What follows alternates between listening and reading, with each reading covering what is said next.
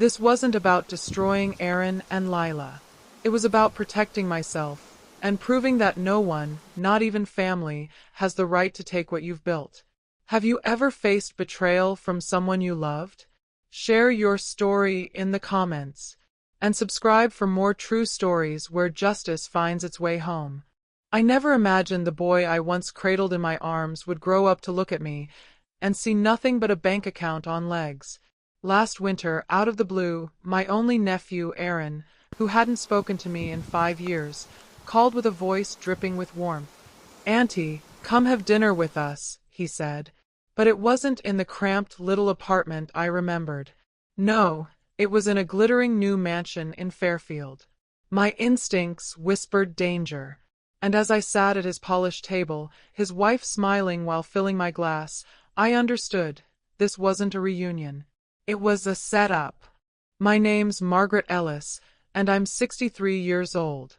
For the past 12 years, I've lived alone in the same quiet, creaky house my husband and I once shared. When he passed away, the silence was deafening at first, but I learned to fill it with small routines, tending my garden, making tea at precisely 7 a.m., and listening to old records in the evenings. I never had children of my own. My closest family was my late sister's boy, Aaron. I practically raised him after tragedy struck, his parents gone before he even finished middle school. I was there for everything. The piano lessons he begged to quit halfway through, the school trips he couldn't afford without my help, and the beat-up second-hand car that became his first taste of freedom. We had been inseparable once. But that was before Lila. Lila had a way of walking into a room and making you feel like you had to pass an unspoken inspection. She was beautiful, impeccably dressed, and smiled with her mouth, but never her eyes. The first time we met, she looked at me as though she was calculating the weight of my jewelry. After they married, visits became fewer. Then the calls started to dry up. Eventually, we spoke only on birthdays and holidays, short, polite exchanges that felt like ticking boxes. I told myself it was just life. People drift. They have their own worries, their own little worlds to manage.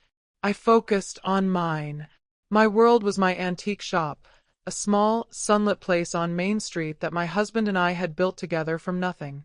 We specialized in items with history, clocks that still ticked after a century, glassware etched by hand, silver spoons worn smooth from generations of use.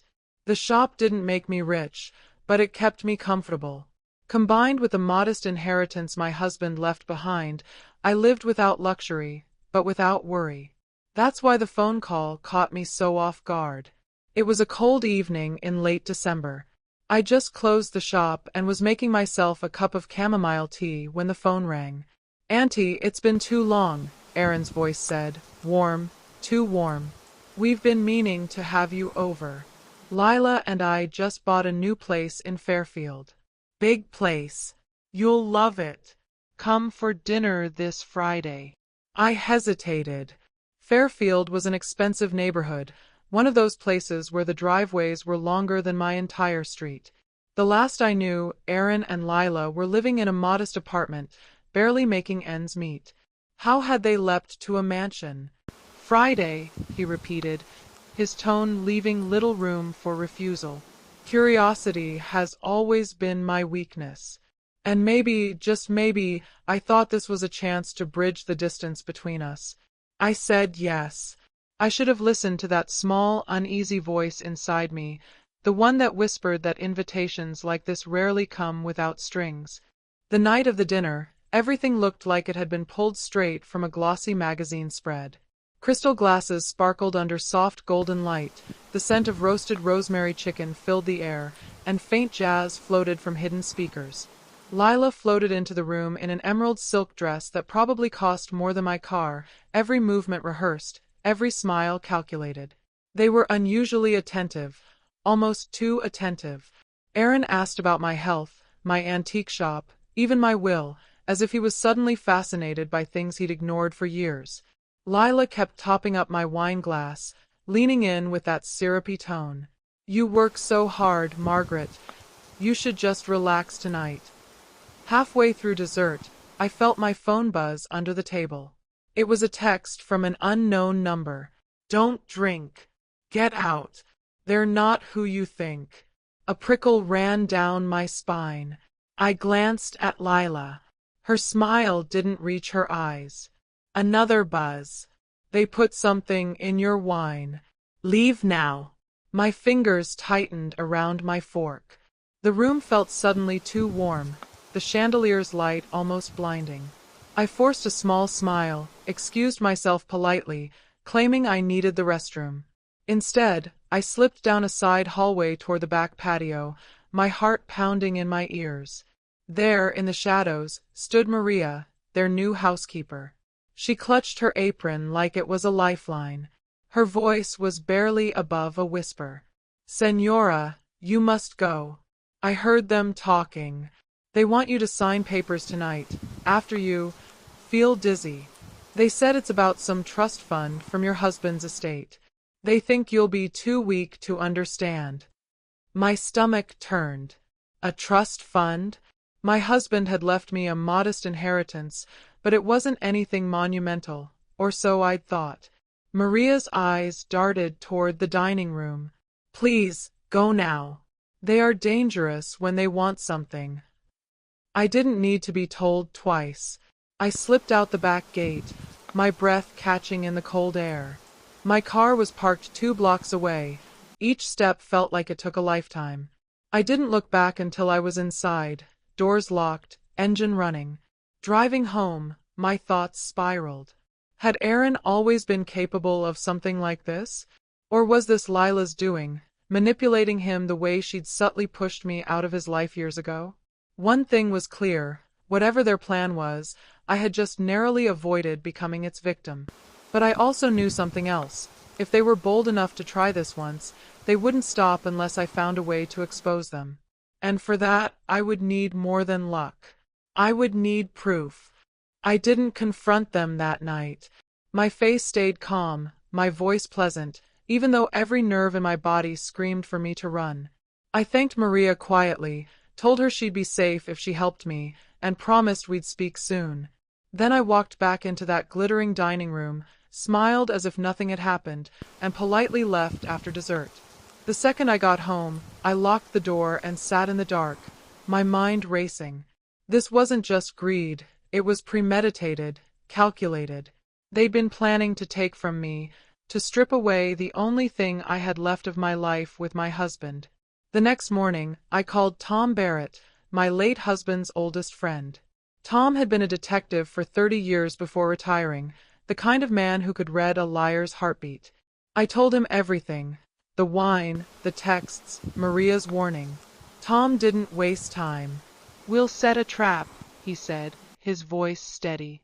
"If they want to steal from you, we'll make sure they step right into the evidence." We moved fast. Over the next week, Tom coached Maria on using a hidden microphone, carefully tucked inside a necklace so it would look like nothing more than a simple piece of jewelry. Her job was to keep working as usual, but stay alert for any conversation about me, my will, or the supposed documents they wanted me to sign. Meanwhile, I met with my lawyer in secret.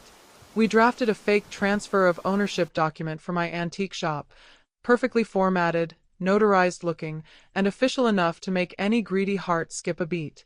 But hidden within the legal language were intentional flaws that would prove fraud if they ever tried to use it. Tom had one more suggestion. Let them think they've won. The bigger their confidence, the harder they'll fall. So I called Aaron and Lila, thanked them for the lovely dinner, and casually mentioned that I'd been thinking about simplifying my affairs. I told them I might be interested in transferring the shop to family, just so it stays close to home. Lila's voice over the phone dripped with sugar. "Oh, Margaret, that's so thoughtful of you. Why don't we have you over next Friday? We could talk about it." I hung up, my stomach tight. They thought they had me right where they wanted.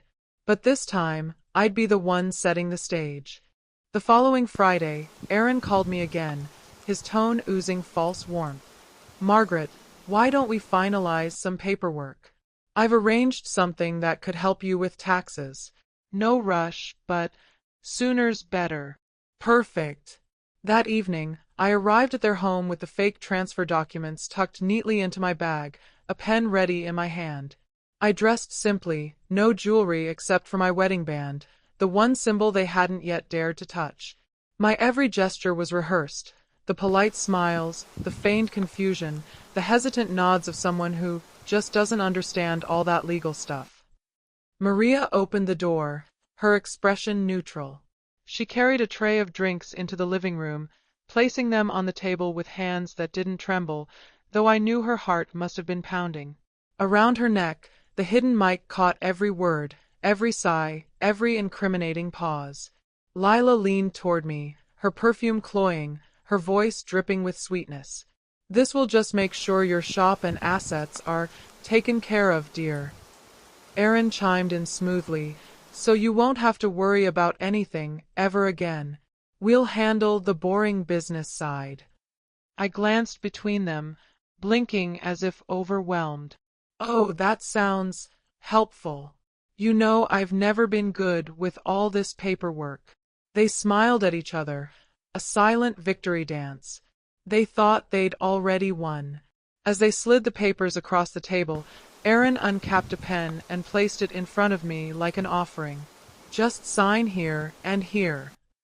His finger tapped the spots deliberately. Outside, Tom sat in an unmarked car with two uniformed officers, eyes locked on the live audio feed from Maria's mic. They were waiting for the magic words, intent and proof.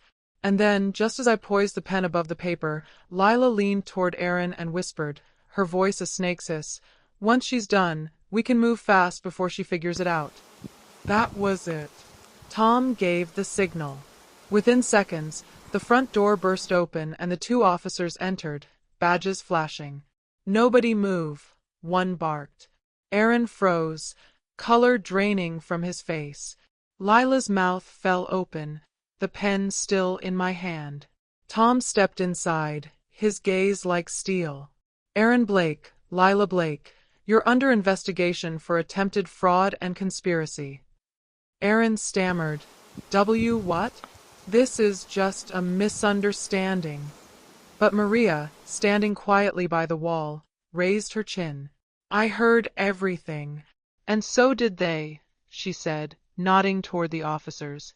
I placed the pen down carefully, my hands steady now. "I may not know much about taxes," I said, my voice cold, "but I know exactly what you were trying to do." Lila tried to speak, but the officers were already reading them their rights. The sound of handcuffs clicking shut was the sweetest thing I'd heard in years. I signed with a shaky hand, on purpose, and excused myself, mumbling about needing the restroom. That was the signal. Before I'd even taken 3 steps, Tom and the 2 officers entered through the front door, their badges catching the chandelier's light. "Mr. Aaron Whitmore? Mrs. Lila Whitmore?" "We need to speak with you," one officer said, his voice steady but carrying the kind of weight that silences a room. Aaron froze, his fork halfway to his mouth. Lila's smile vanished like someone had flipped a switch. "What is this about?" Aaron demanded, his voice cracking just enough to betray the panic bubbling underneath. Tom stepped forward, pulling out a small audio device. "We have reason to believe you attempted to defraud and exploit a family member." "Let's hear it, shall we?" He pressed play.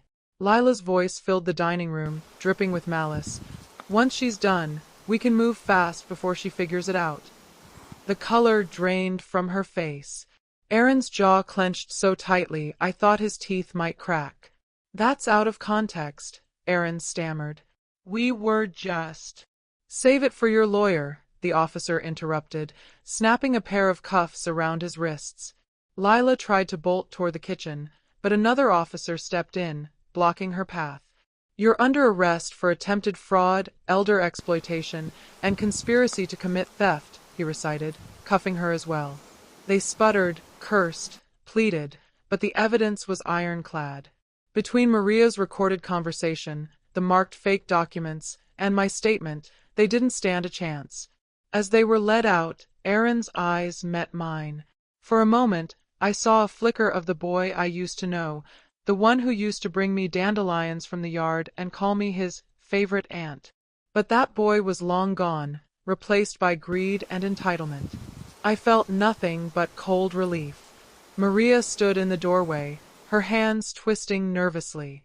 "It's over," I told her, and I meant it. She had risked everything to warn me, and I owed her more than I could repay. Within weeks, Maria testified in court. The prosecution praised her courage, and she was granted protection along with a fresh start. That fresh start came in the form of a set of keys to my antique shop. "It's yours as much as mine now," I told her. "Consider it my thank you. As for me, I learned something that winter. You can raise someone, love them, sacrifice for them, but you cannot make them value you." Aaron and Lila were sentenced to 5 years each, with no possibility of parole for at least 3. My lawyer made sure my will and assets were locked tighter than Fort Knox. Life returned to its quiet rhythm. Some evenings, I'd close the shop early, Maria and I sharing tea among the shelves, the bell above the door silent. I'd glance out the window at the snow falling on Fairfield and feel safe, because in the end, justice wasn't just about putting them behind bars. It was about reclaiming my life, and knowing that when greed came knocking, I answered not with fear, but with a trap they never saw coming. And I have to admit, watching the look on their faces when the handcuffs clicked shut, that was the sweetest dessert I've ever had. 6 months have passed, and my life feels like it's finally mine again. The shop has never been busier, not just because of the press coverage of the case, but because I walk in every morning with a sense of purpose I'd almost forgotten. Customers know they're not just buying antiques, they're buying pieces with stories, pieces that have survived. Just like me. Maria is more than an employee now.